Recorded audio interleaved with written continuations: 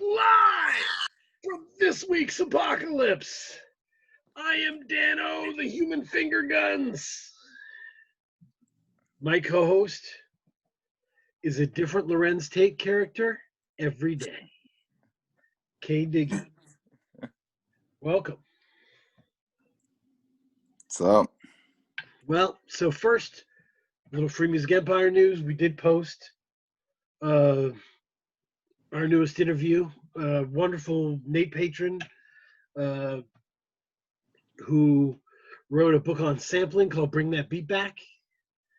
And we talked about sampling. We talked about, I got to ask him straight up, the big label era, the no label era, like where do you stand on labels and their contribution or not contribution. I got to ask some really interesting stuff. And it's just getting more interesting. There's a case legally that could change some shit with sampling. It's real wild. Wow. We'll have to check that out. Juicy J and DJ Paul are suing Suicide Boys. Suicide Boys Wow. have been openly freshening up, remaking the 3-6 Mafia sound for years.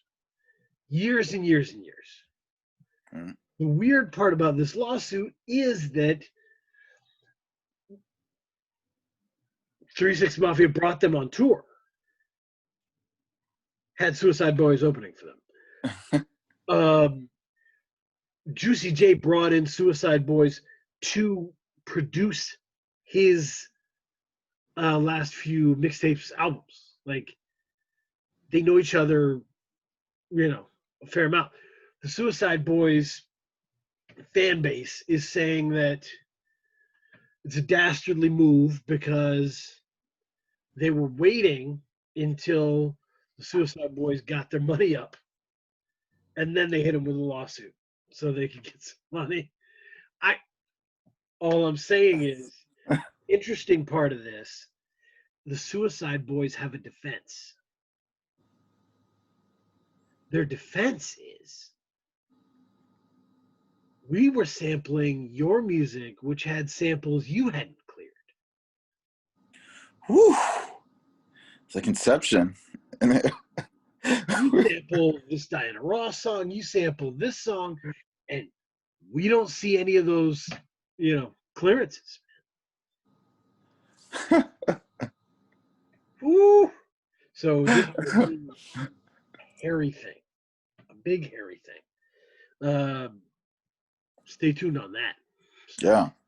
But this week, this really builds. We were talking about Amani last week and vitamin D rap and how that it's harder to, be positive and be cool than it is to kind of lurk in the darkness. This is kind of the opposite episode. This is about how the light needs the darkness. The light needs the darkness, right? About beautiful grit. And we have some interesting, things. There was like a discussion on the Call Out Culture podcast. Curly Castro, very animated, was talking about Ice Cube. And he was like, can you imagine all the motherfuckers in the 90s that missed the lessons Ice Cube was giving? Because he was swearing or because it represented street culture or whatever the fuck excuse it was.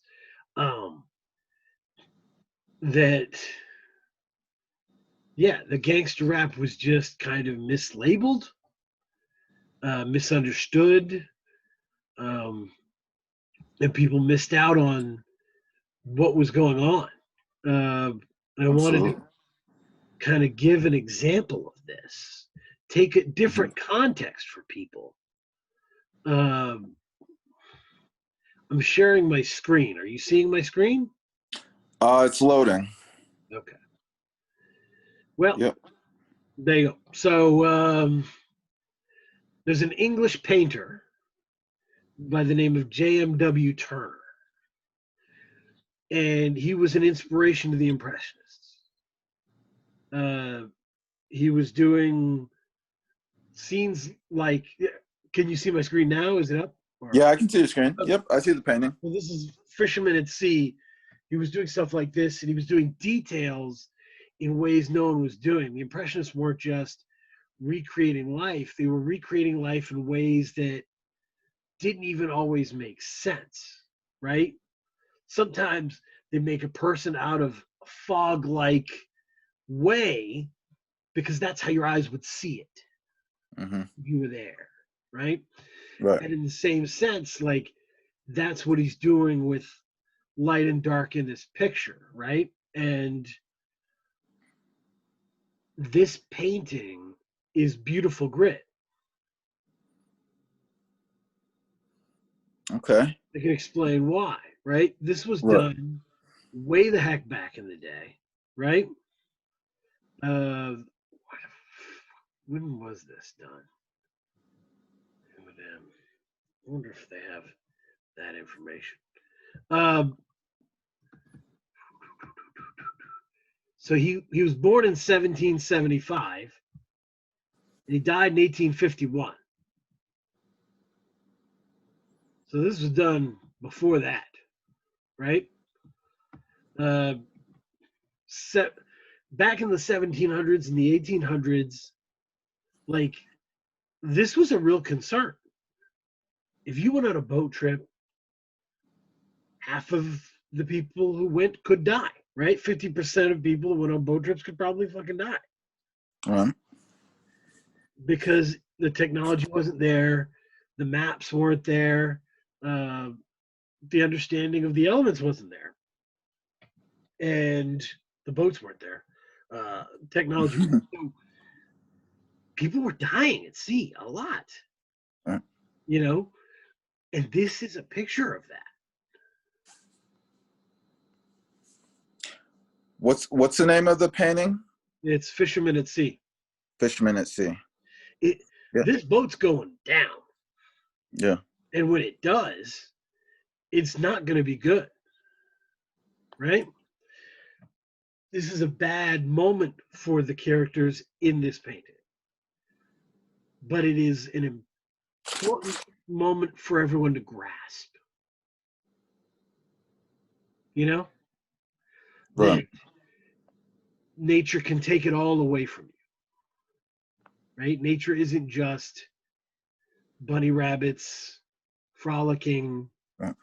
It is also, you know, just the elements taking it all away from you at a moment's notice. So, Like yeah.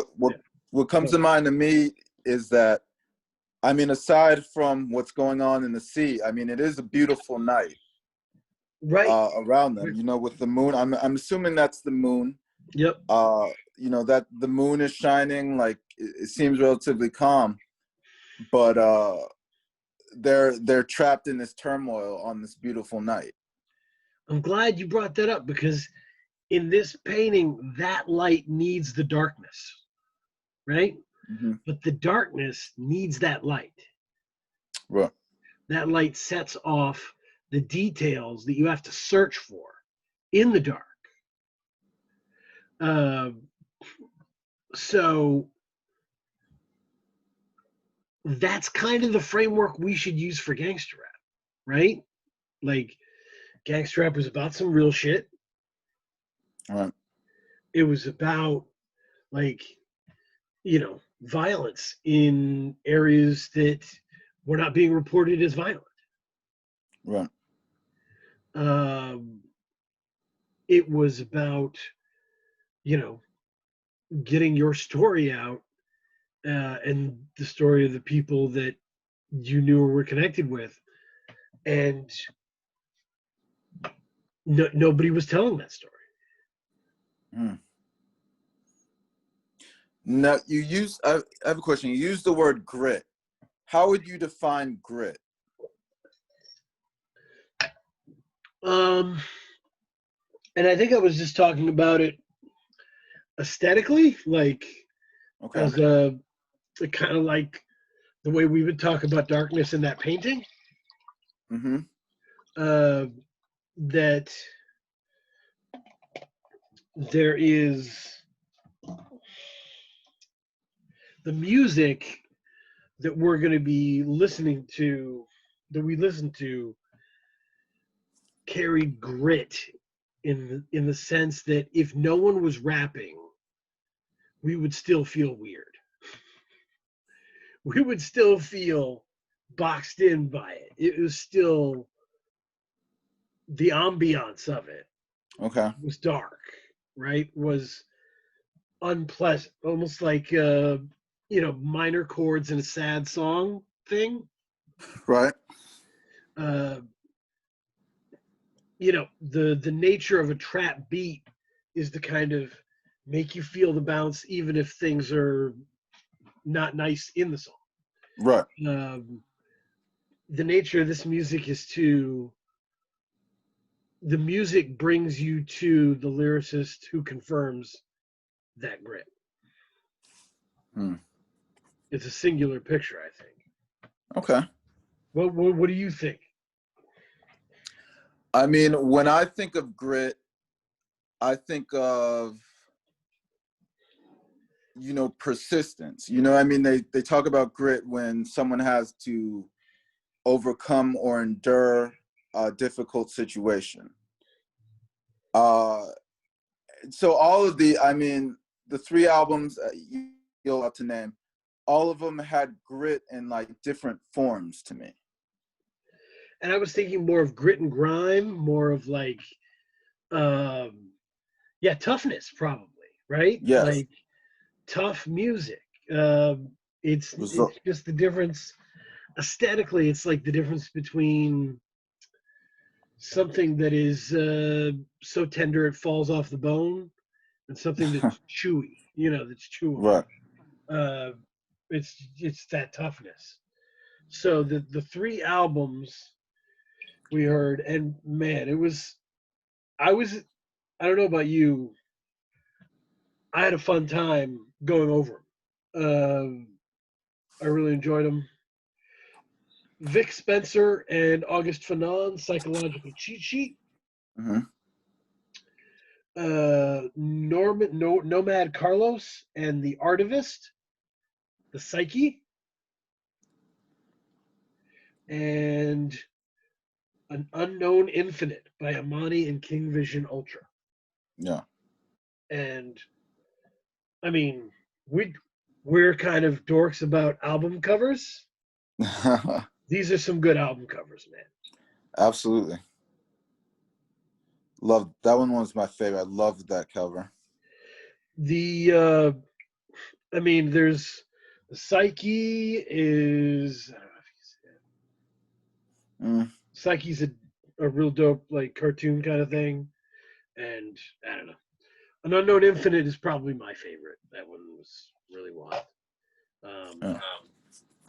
But yeah, like these albums, the reason that's another important thing with Beautiful Grit. What distinguishes Beautiful Grit? These are not accidentally gritty albums, right? Mm-hmm. These aren't just I live my life as a tough person. They turn on the mic. I say tough things. The producer's good. It becomes good, right? Like sometimes art comes together accidentally beautiful. None of that is the case with these people. Everything is meticulous. Everything is thought out. You can tell that by the covers. You can tell that by the track sequencing, by the audio clips and the placement of those audio clips. Yeah. These are statements, artistic statements, and from the grit, from the bottom perspective. I mean, people use the rose that grew from concrete a lot, the Tupac example, but there's a reason people use that metaphor. It's because it's apt, right? Like people make this beautiful from a place people don't anticipate it being beautiful. Mm-hmm. You know? Right. And it took a long time for rappers to get any sort of genius cred. In what way? They were all, it's almost like Serena Williams, whenever she was winning, it was all about her serve, right? Man, that Oh, serve you're is, right. 126 miles an hour. Jeez, I'm using nowhere to beat her. Look at her athleticism. It was Right. never about her intelligence. Right. So it was always about you're sampling whatever you want, you know, and you're just talking about money. Yeah, they always go about minimizing what they can't fully understand. Ooh, and I want you to mess somebody up next time somebody tells you that rappers are just talking about money. Rappers are not usually talking about money. They're not. Absolutely not. I agree. What they're talking about is safety. Mm. They're telling you, I used to grow up in a place like this. I used to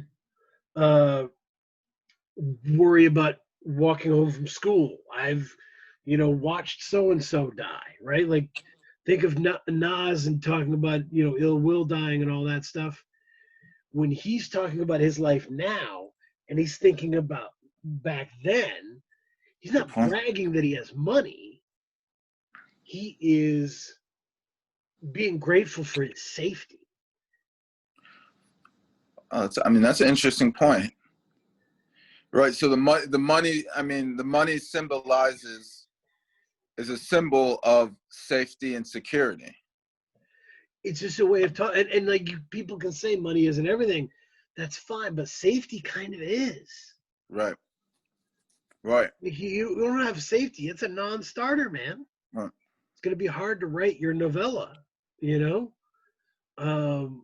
But a lot of the money brags people talk smack about are, I used to be over here. I used to be, in a shack eating cereal with water in it. And Mm-hmm. now I'm in a 5-star hotel doing this. That's not really a money brag. That is a compare and contrast about the nature of safety and the nature of where that person's safety is. Absolutely. So that's my thing on that. Absolutely. And I mean, and for me, it also symbolizes that, money, I don't know how, money is a symbol also of favor. Many religions see money as a sign of God's favor. Right. You know what I mean? So when you're bragging about money, you're saying that you're blessed. I mean, not only, I was told from a young age that I was nothing, I wasn't worth anything, but God has favored me as well. So there's so many, money is deeper than, I hate to say I'm cliche, but it's deeper than rap. Money is deeper than rap. It symbolizes a lot of things. And we're comfortable with some people having it and not others, right? Like there's always the, these athletes are greedy, holding out for more money, but who are they holding it out from? Like, what do you mean? Why are they greedy and not them? What? Right. Like, it's weird, but Yeah. So, rappers are greedy, but aren't we all trying to get more? Like, isn't that what this is? Right. Like, why would they? I don't understand that, and I don't understand the gold digger thing, especially because of it. Because if you're out there grinding, isn't that what she's doing? Okay. I mean, what's the difference? I don't know, but Okay. you're the score. I mean, I understand how that sucks, but Yeah, you're the hustler.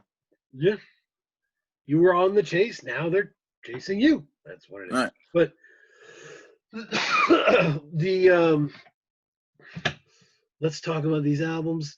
And it was cool because we talked about like Amane is a major artist. He's got platinum singles and all that.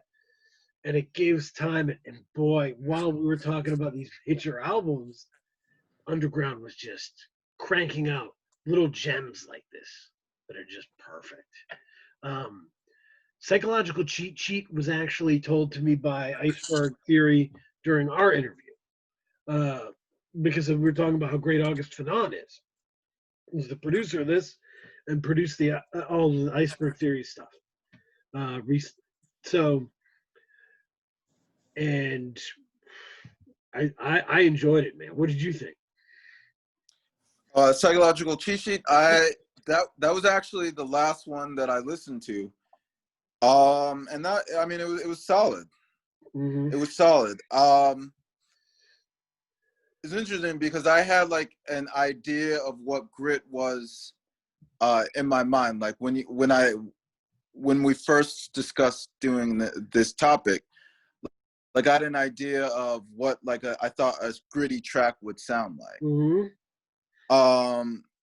And this album kind of expanded my mind a little bit. Yep. Regarding what grit was.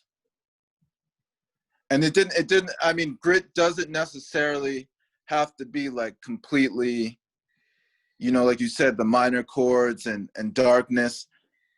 There can be, I mean, darkness is certainly an element, but there's hues to it. Like there's different levels of it.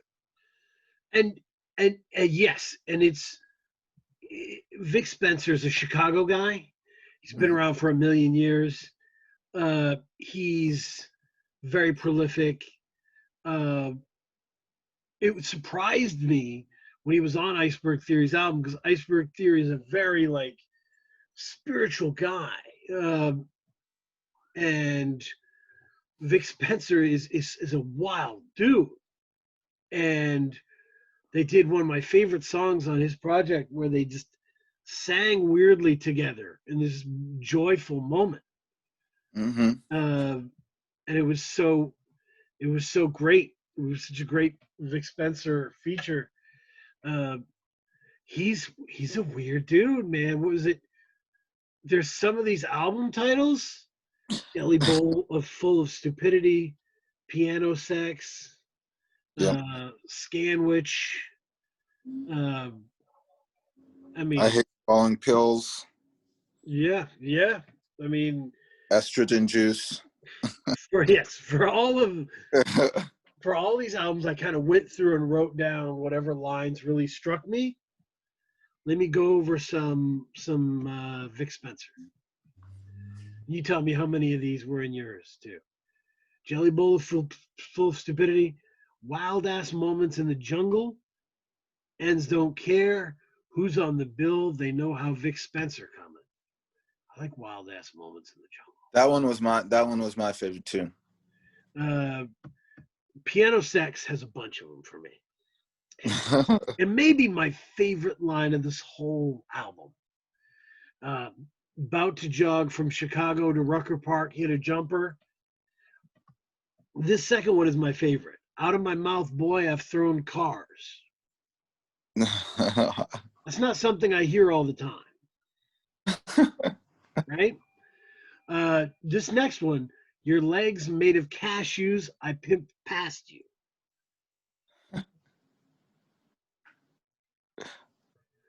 So Vic Spencer really is like very close to the embodiment of Sean Price, right? Mm-hmm. As a guy who is really throwing curveballs at you whenever you think you've got him nailed. Scanwich, just seen the line for the chicken sandwich. I got a long list and I want them ends banished. That is the first line of the song. That's how it starts. after the big soaring sample screeches forward. That's been an alarm of mine. Spoiled freshness, another has a bunch of them. It's just spoiled freshness is just about his shoes. Is that about his shoes? I'm wearing Bape swim trunks on dinner dates. I want all the smoke in my Goyard dunks. I love that. He says it in an incredible way. Wifey is pissed. All these kicks. Sheesh.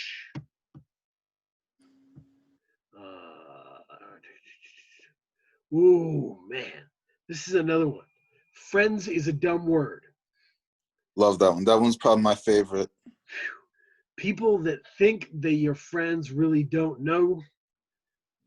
And then when you're not cool with people no more, you create your own funeral for them. It's in your mind, but you really want it to happen. That's intense. 198.1 WMIZ FM. Still love being the flyest at the dirtiest functions, motherfucker. There's another one. I blew weed in the reindeer face. That's classic. Now, rehab resort is terrifying for me. And this is an ongoing thing that's going on that I can read between the lines and see it, but some people are not. I don't think some people are seeing it. Okay. Vic Spencer, Vic Spencer, Chris Crack, all these dudes were in Chicago breaking around the time Tree was breaking big in the mixtape scene. And Tree actually put an album called Tree featuring the city. And they were all on it, And that whole crew hates each other now. Oh. And Chris Crack makes fun of Vic Spencer online. What did he say? He said he was. He said that Chris Crack said that he was the PJ Tucker of rap. The Vic Spencer is the PJ Tucker of rap, which I think is kind of apt, considering how many times I've wished the 76ers had PJ Tucker. What they only does one good thing well? He's just kind of this old weather-beaten dude, maybe. But that sounds like a compliment to me. I know. I'm like, hey, it's worse. Rehab resort, Vic Spencer definitely claps back. He says, knock the effing lips off your face. Now I get why the elephant is scared of a mouse. The next bar will be my favorite line. Chris Spencer was a waste of time. Chris Spencer was the joint album from 2016 that Chris Crack and Vic Spencer did. Wow. Got an 8.1 on Pitchfork. So wow. There's heat there. And it's Chicago stuff, so I really hope it works out. Man, I like both of those guys. But yeah, just right says it with his chest. I hate swallowing pills. The best way to cheat death is stay alive. I love that. That's really cool. Ooh, yeah. He gets out of all the negative stuff for a second on Vitamin V. Says, I told Fanon I need music that made me think of happy moments. I love when rappers feature on my song and do laps on it. Bring out the best of us. I can't get beat down and my chest is up. Still get fresh as hell just to catch the bus. And later he says, I got to be happy when I'm jotting my thoughts. All that sad shit be pissing me off. Which is clear, right? As funny as this album is, there's real anxiety happening. Oh. There's real anxiety happening. On Estrogen Juice, he says, like, women will fuck with your soul, men will fuck with your mind. Which one makes the bigger whole? Yeah. Whew. But on the same song, he says, "Sex in my grandma's kitchen. She just passed away." That's awful. So, and on on room 358, he says, "So be grateful. I made the best decision. I refuse to be dead or in a cell division. You dig me?" Which is very thoughtful, very interesting. On Still Planking, out of nowhere, he yells, "Toe jam and saltine cracker socks."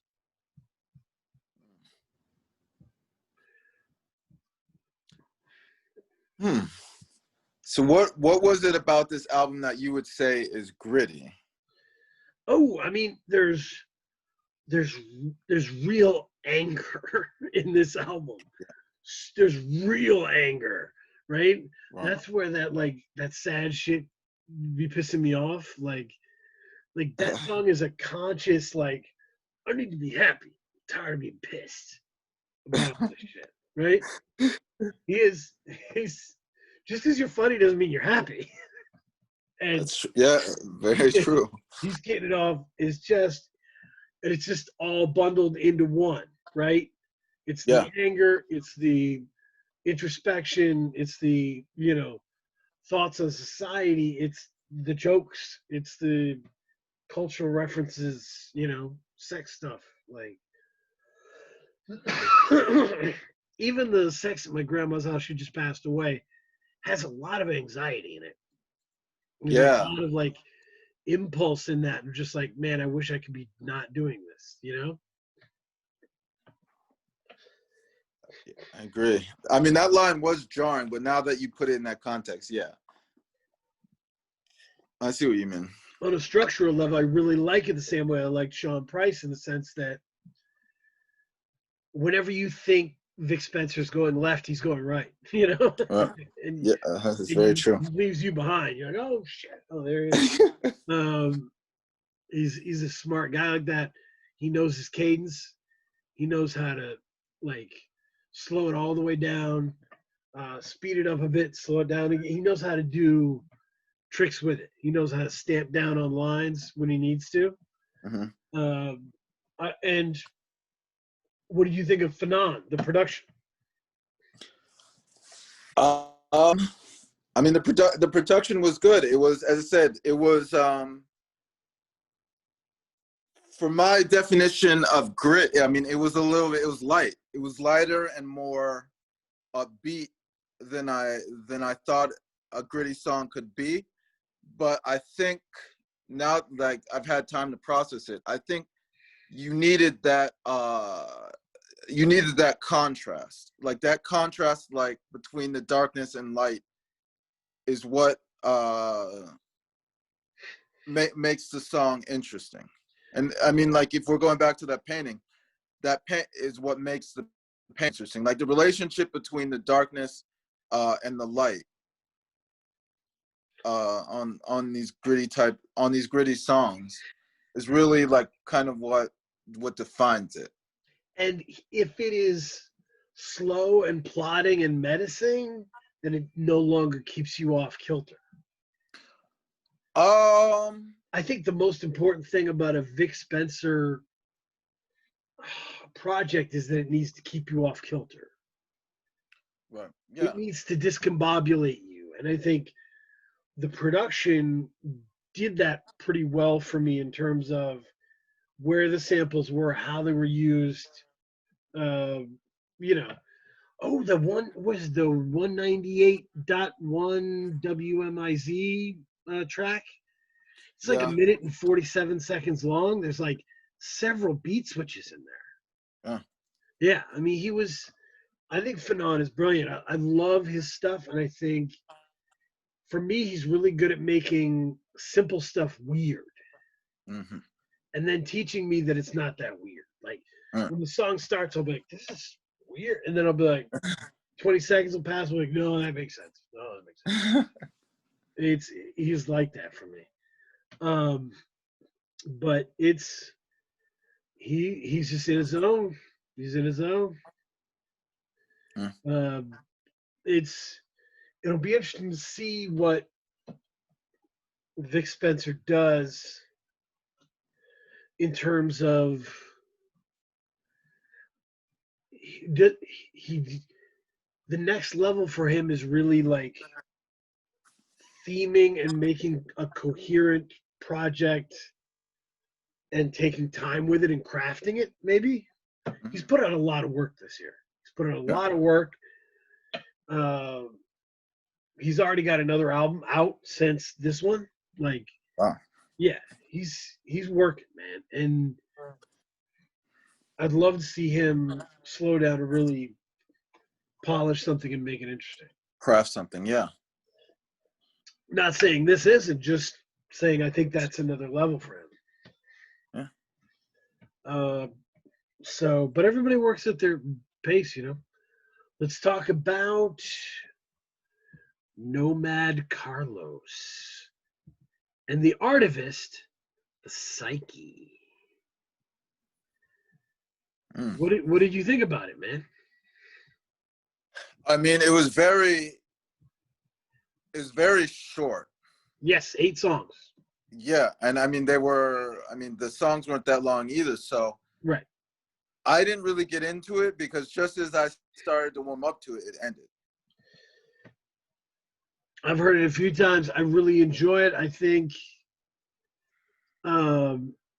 but it's not a classic. It's not one of the, it's not on the year-end list, but I told you the first level of me hearing somebody for the first time is this good enough to stick your name in my head so I don't forget it? Okay. This is for me. And what is it particularly that really stuck with you? So it's the combination of songs I recognize and I love because they're classically East Coast, Okay. and songs that are heavily influenced by the Jamaican roots Yeah. and that perspective. So, like, as an example, for the classic shit, the most classic track on this album, which is like near and dear to my heart, is Slice 'Em. Slicing. And it is New York hardcore good stuff. The line I wrote down from that song is, I run Ajax on your face tats. Come on. You gotta love that. But I sent you a quote from Tale of the Affected. Mm-hmm. The type that moves the market for roses. We smell them in the churches whenever there's service. Funerals at night, we eat fish and drink rum. Yeah. I mean the imagery on that one was that song really stood out. Particularly like his imagery. And I did notice that with, I will say, as opposed to Psychological Cheat Sheet, the Psyche and then the Unknown Infinite, the way that they used images was very interesting. Yes, and both of those two albums are very cohesive. Yes. And like the audio clips glue things together in a really Yep. interesting way. They have a real distinct personality. Yeah. What is it?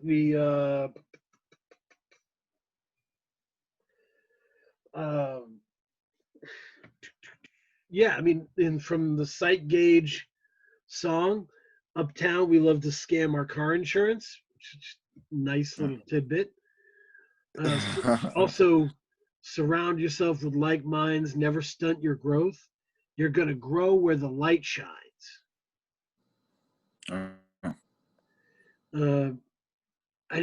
This is maybe my favorite line of the project. This next one. I'd rather talk about the shit I was told and speak it in code than be the one who wasn't affected. Ooh. That's the thing with Psyche and with Unknown Infinite is there really is a digging and an understanding that we're not just making like hardcore street music. We're not just making CNN for the hood. This is art. Yeah. This is art. This is my art, and here's all of it. Here's all the characters. Here's the food. Here's the environment. Right? I mean, the metaphor that I thought of, it really, I think what unites or like makes these two albums similar, and what I thought of, like what I thought of for Grit in general, is that they both find humanity in the doom times. Right. So I think the metaphor that I thought of, and it may be a little silly, but it's like people are watching a fire, and these two rappers, Nomad Carlos and I forgot the other man's name, but they're reporting on what it feels like to be in the fire. You know what I mean? So they're using their imagery, and they're using like this very like static imagery, but yeah, at the same time they're infusing emotion and feeling their emotion and their feeling into it as well. So we're getting like an idea of what it's like. We're not in these environments. You and me, we're here in Maine. We're not in these environments. We're getting an idea of what these environments are like. Yep. And I thought, I mean, both of these albums did. I mean, particularly, I mean, Psyche, it was a little short, but the imagery that he used and the static images that he created really stuck in my mind. Like that, the quote that you shared from Psyche Gage. Yep. Gage. I mean, that's a very vivid. It's almost like a still life. It's a very vivid image. So like when we're comparing it to the Turner Fisherman at Sea, the reason I showed that I think is in order for you to feel the pain of the people on the boat and how scared they are, Mm-hmm. you have to believe in the setting. Yeah. And what Unknown Infinite and Psyche do really well is create the setting. Yeah. So once you're in the setting, you see exactly what they need you to see. Yeah. And there's different levels to it or whatever, but that's the direction. And I think that's the beautiful Grit, man, when you've so vividly painted the setting that like I'm scared for you, right? Yeah. Like it's that's how to do it. So Absolutely. see if there's anything. Astroplane has some great stuff. Open your mind, just look around. What have you found? This is us by design. We young and wild back in the days, we made it out. Yeah, I mean, it's a good listen. It's not long, and it's good. And it's important, I think, to listen to artists like this because if you only listen to the radio, if you only listen to popular music, Mm-hmm. you kind of get it in your head that only popular people can make it right. You said make it right? Yes. Okay. And in order to be a great soul singer, you have to be Beyonce, right? But in fact, there are people just on GarageBand on their laptops killing it right now. And there's people on the underground who are working regular jobs and in their spare time putting out albums that are better than like a lot of J. Cole albums. Oh. Sorry, and it's not even a diss to J. Cole. It's not like just because you sell doesn't mean you are in fact the best. Yeah, that's completely true. And once you hear an independent album that sounds as good or better than anything in the popular sphere, it totally changes your mind. It expands you. Yeah. I wrote about this in regards to Daz Dillinger's Raw. Okay. He put it out. He created his own record label. He put it out himself. It was after the Death Row thing, and like I was very young, so I was like, oh man, like now that he's been dropped from Death Row, he's done, right? And when he, you know, set up his own label, got into the CD store, and I got it, and it sounded as good or better as anything on Death Row. I was like, ooh, what else is out there? So I want to highlight this for that reason too, because there's just a lot of good stuff in weird places uh, that shouldn't be held on a lower scale just because it's not popular, you know. I mean, the more famous you get, the bigger the celebrity you are. It's harder to maintain your humanity in a way that it is, or stay connected to your humanity in a way that, you know, an artist that, you know, has a day job and then records at night can do. Yeah, I mean, yeah, it's hard. You can lose your mission. You can lose your sense of self in different ways. Yeah, I mean, I just But think you you also get, just have way more options yeah, to do cool got stuff. more options, you've got Yeah. more opportunities, you have more money. It becomes difficult to relate to the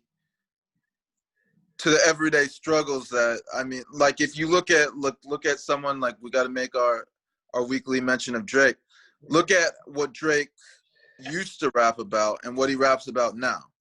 Right. And it's not about like you're now too rich to connect to your listeners. It's you can become too rich to connect to where you were. Yes, right. So when you get that popular, you can feel the distance from where you used to be. Yep. Uh, and you're wondering if that's okay. Mm. So yeah, but and this is not to deride any popular artist. I No. don't think there should be this like difference in how we think of the tiers. What do you mean? I think we should be comparing album to album. Hmm. Right? That's why when Drake put out that whatever dark shadow dancing whatever nonsense. Yes. Was That it Dark Lane? Dark? I don't know. who Whatever. cares? You'll The never one with listen to it TV. again. It's Whatever. Yeah. fine. So I wanted to hold that against Mozzie's, Beyond Bulletproof. Mm. Because I knew Mozzie worked on that album. And if Drake wants to be the man, we should be able to hold this album against someone else who does good albums in rap. So use the same standard universally between. So you have so this is interesting. So you have one standard for all albums that you listen to. I don't know. I mean, you definitely, when you're listening to an album, you need to find the album's mission. What is the album trying to do? Right. And then you need to, once you connect to that mission, you're trying to figure out how it did in regards to that mission. Right. Right? And then you're grading that against the other album and how it did on its mission. Right? Right. Okay. So That's interesting. think of it like a class full of kids taking the same test. Right. But that test is like an essay explaining themselves. Mm-hmm. And if you suck at this essay, you suck at this essay. I don't care if you're, on the football team or if you're, beloved by the lunch lady. Like, does that say sucks? You can see, you know.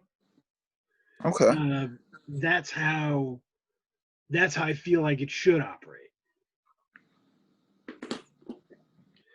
But Interesting.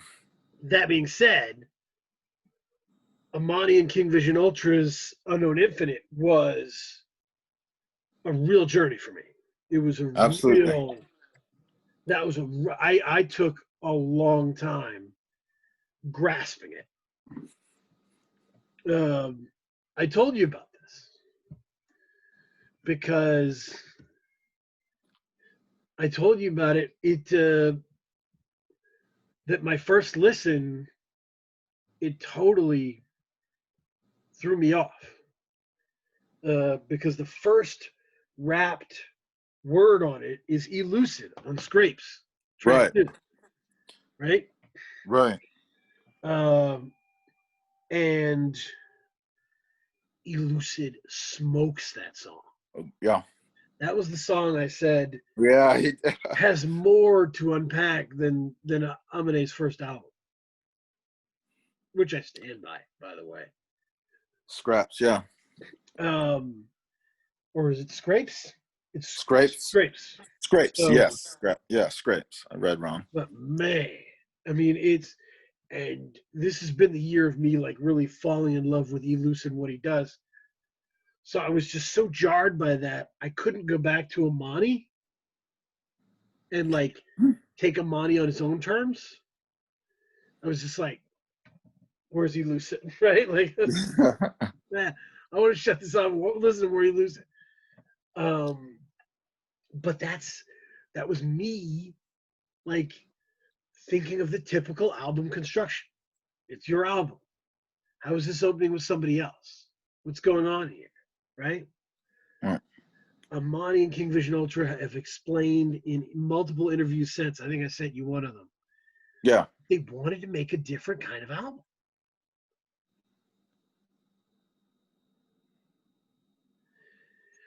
It took me a while to understand the mission of this album, which I think is to make the album more important than the individuals involved in it.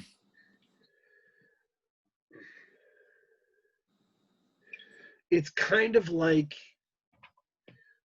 04 Detroit Pistons, right? Like the team is more important than the individual stats. Right. So Amani doesn't care that Elucid destroys Scrapes.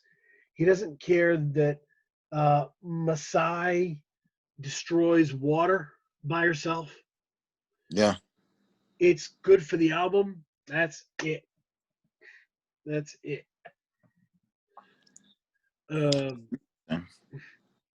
Everyone comes in and does what they do for the album. Right. Yeah, I mean, of the three, this one was my favorite. Oh yeah. To me, this. And Absolutely. This was when I was thinking,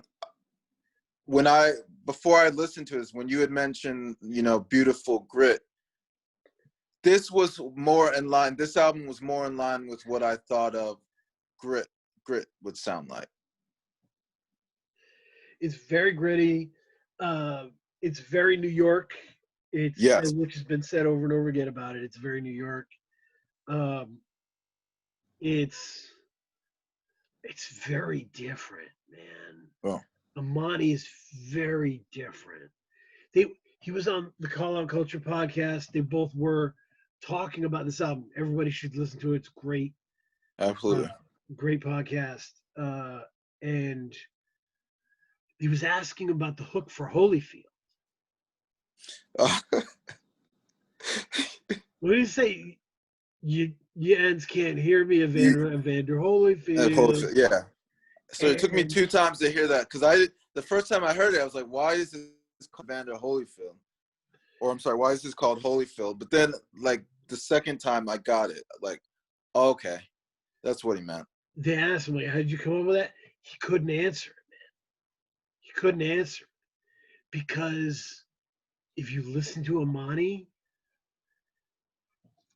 he's going from one thing to the next thing to the next thing to the next thing. It flows.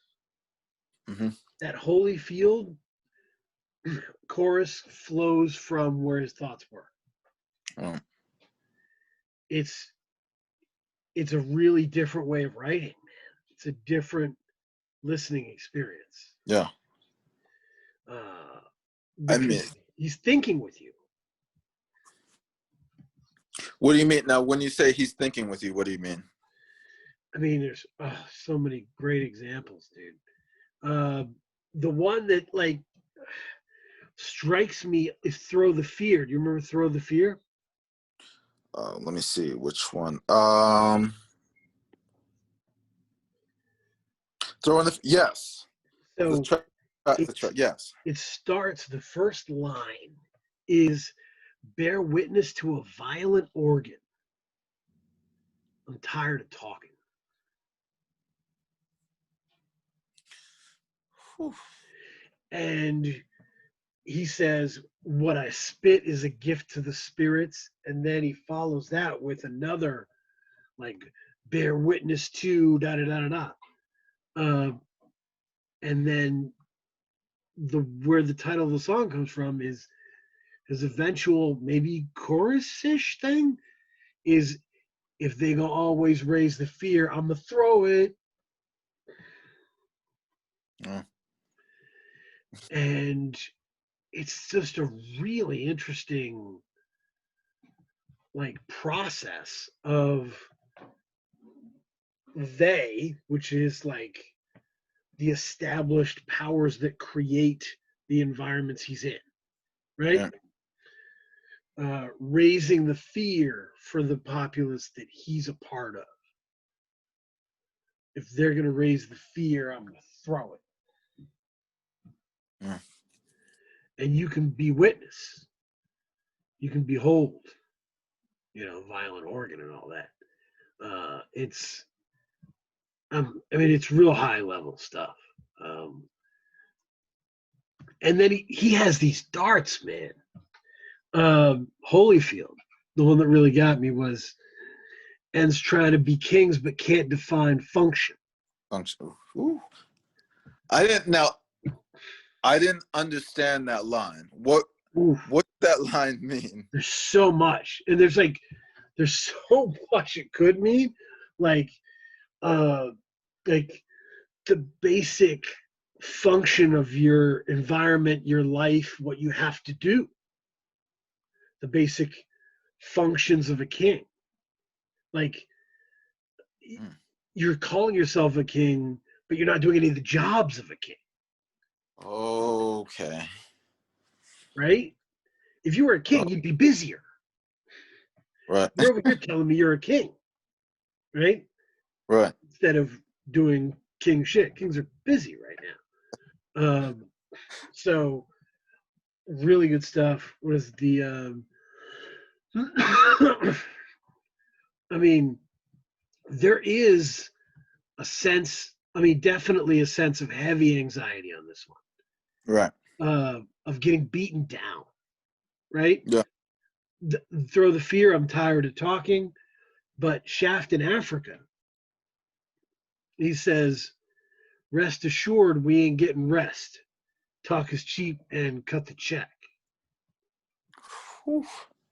Another one of the classic lines on the thing, he just says, "I don't know where 2020 was a fucking dud." And he doesn't have the Vic Spencer delivery. He doesn't do that stuff. Right. He sounds just like bored and dejected. I mean, for me, when he says 2020 was a fucking dud, he says it like you'd say it like in a break room or something.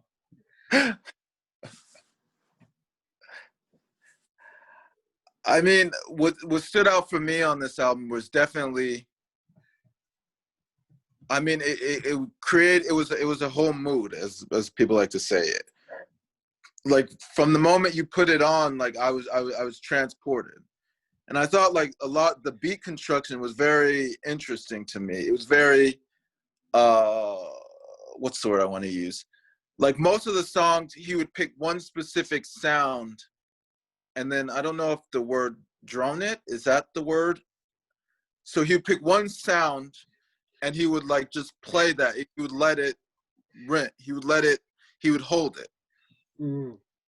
And it just created like a sense, like a distortion of particularly like time for me. Like it was very like standstill. Like none of these beats were what I would call like dynamic. Like there was much more when I listened to particularly Psychological Cheat Sheet or even a Psyche in a bit, those beats were a little bit more dynamic. Right. That there was no dynamicness. Dynamism.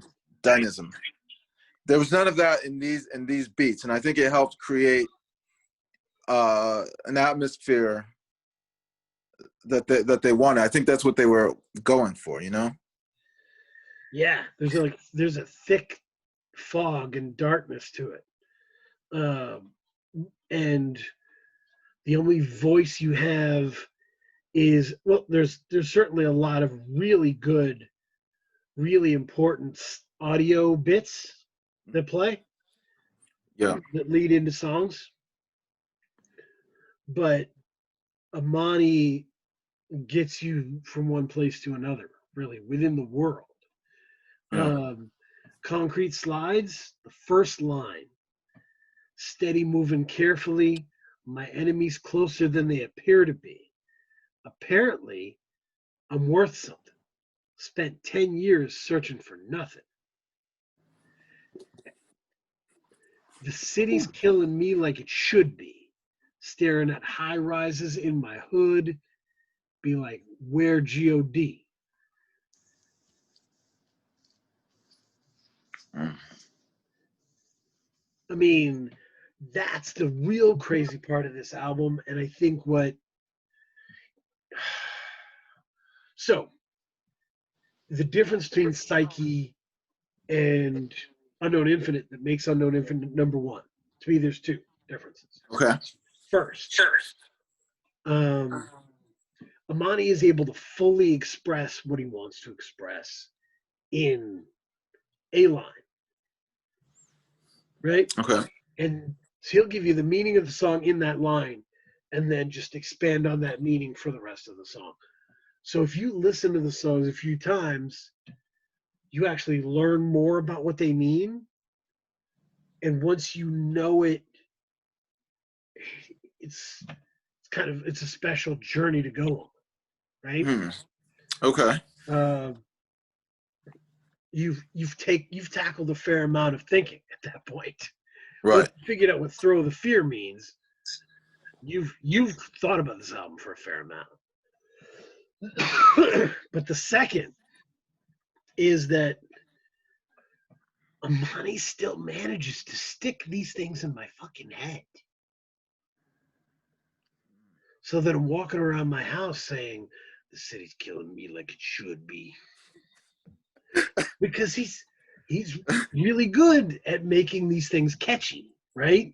The Holyfield thing is catchy, you know? He's really good at sticking those lines in your head so they'll never go anywhere. And they're not bullshit lines either. They're important. Right. And that's really hard to do. That's not a knock on Psyche. No. That's a hard thing, you know? Yeah. I mean, you could for this, the level is the difference in them is that you can hear, like, this album was crafted. You know what I mean? A lot of thought went into the layout and design of the album to create and achieve the specific atmosphere and to accomplish a specific goal that they set out to do. It's very, very focused. Yep. And it's not, the picture is not happy here on an Unknown Infinite. No. But It's a lot, man. Uh, One of my favorites was A Not So Fruitful Wealth. Okay. First of all, I love like starting the song with "Absent in the Face of the Late Great Trent." It's awesome. It's in the face of the late great Trent. Just I'm interested from that point. And he says, "Y'all not with it. You're caught up in the complex of image." Like that's one of those Amani turns. A rapper says, "Y'all not with it." They could go several places, right? They could be like, you're not thinking about money like I am. You're not as cool as I am, right? You're not. I'm in Bali. You're in your mom's house. They can do any of that. But he's like, you're caught up in the complex of image. He just throws this really like complicated, interesting idea on the back end of it. Um, my ends preach that gang, we barely accrue. Oof. One of my favorites. I'm too familiar with exhaustion. Fuck what the cost is. Riding with a boss, bitch. Exhaustion, man, just keeps being what happens. And there's like morals in this, right? Hell juice, horrors of the prophet haunt him constantly. They debate the politics. We state the policies and follow through.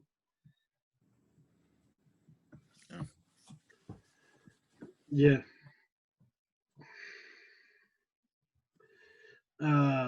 He calls himself the Black Shogun of the East in Sunscreen, which is amazing.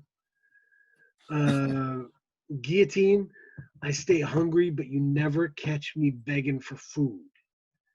I'm really on some black magic shit. Y'all addicted to trash narratives. Oof. Yeah, I mean he really brought it lyrically, this album. I mean, and it's like I said, it's a very special kind of lyricism. It's almost, it rhymes, but it like, there's a spoken word soul in there, right? Mm-hmm. Of just trusting your thoughts and just getting them out.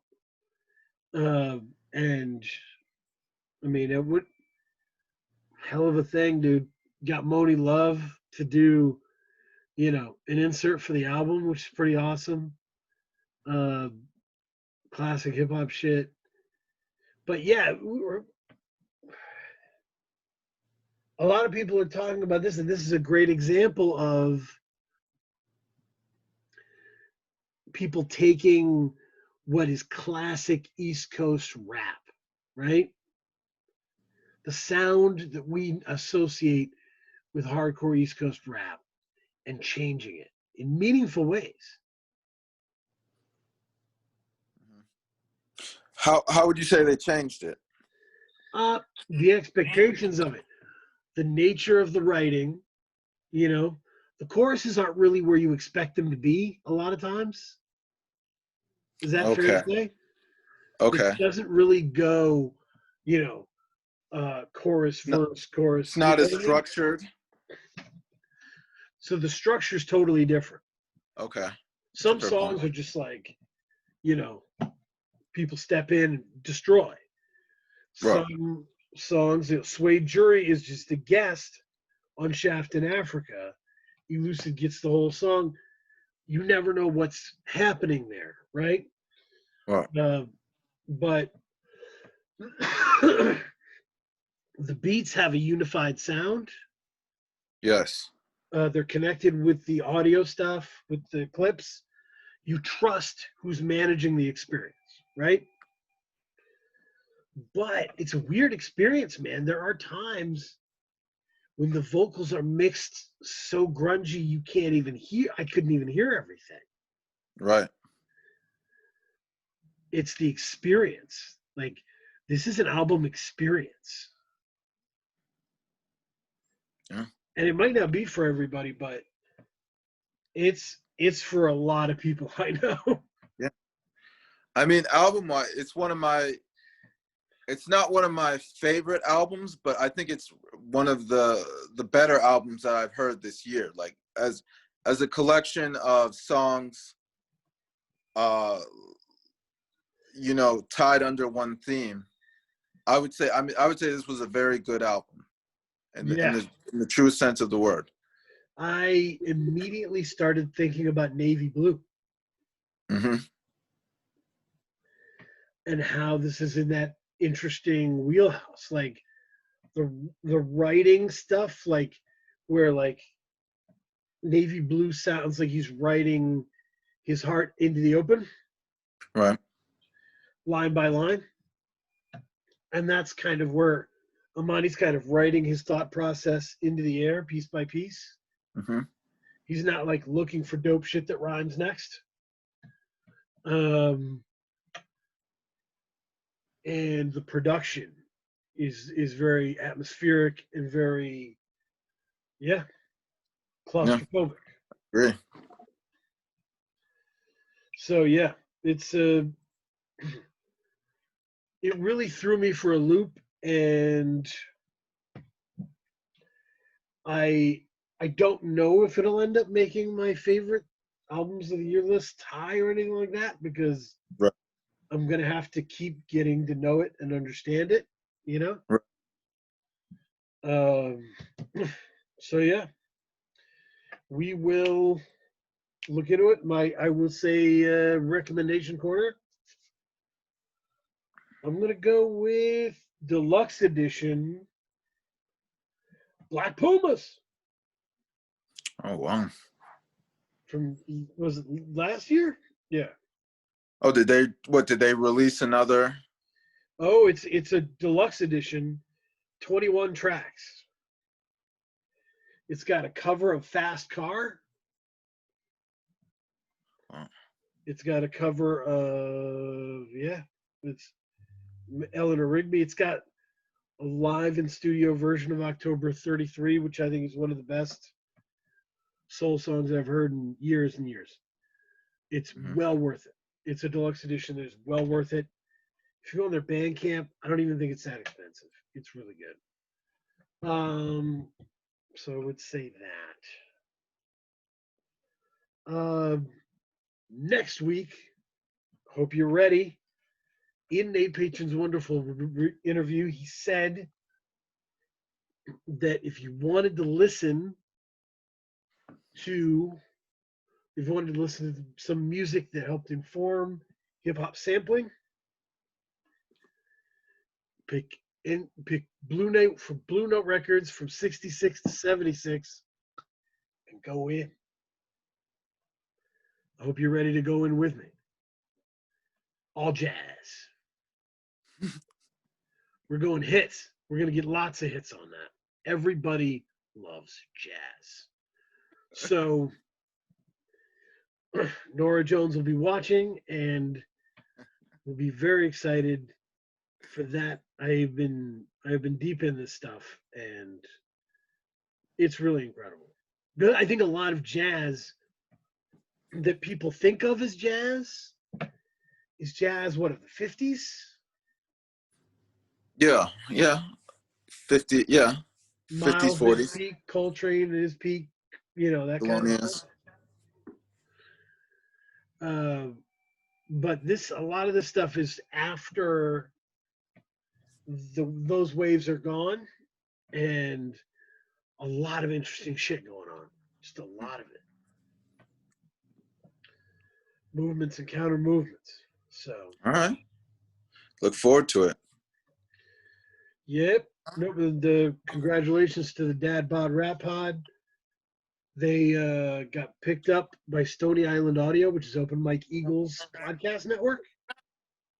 Oh wow. And so that's really cool. It's really good stuff. Better than Spotify, I guess. Oh yeah. Oh yeah.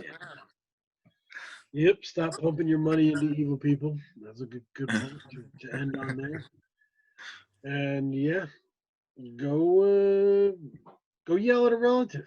You know. Pick a political subject you disagree with them on and yell at them.